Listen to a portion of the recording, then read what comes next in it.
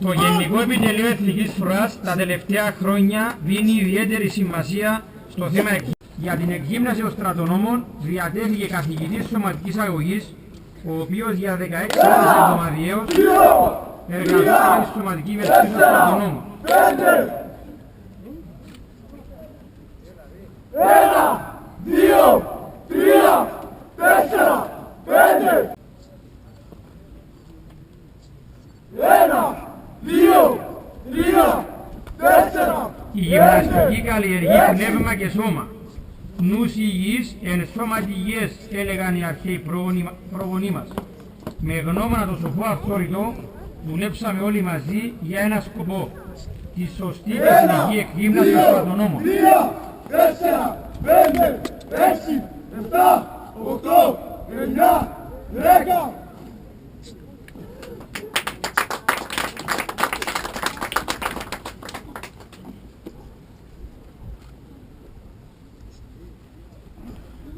Κάτω! Πάνω! Κάτω! Πάνω! Κάτω! Πάνω! Η ακρίβεια και ο συγχρονισμός μεταξύ των μελών ενός τμήματος επιδρούν θετικά στην ανάπτυξη του πνεύματος συνεργασίας και την εξύψωση του ηθικού. Άντρες! Αλτ! Τα σωματικά προσόντα είναι απαραίτητο στοιχείο για τη διατήρηση και επάυξηση της ψυχικής δύναμης του στρατονόμου.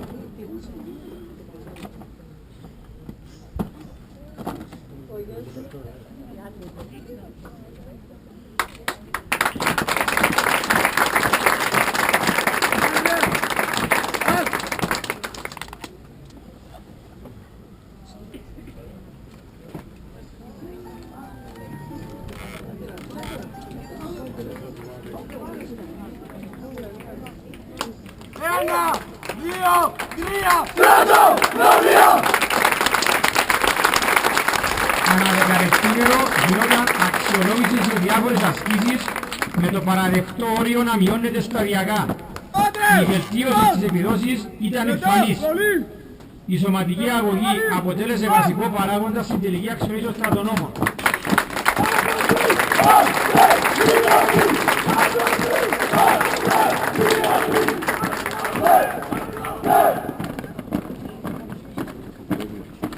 Ασκήσεις ακριβίας.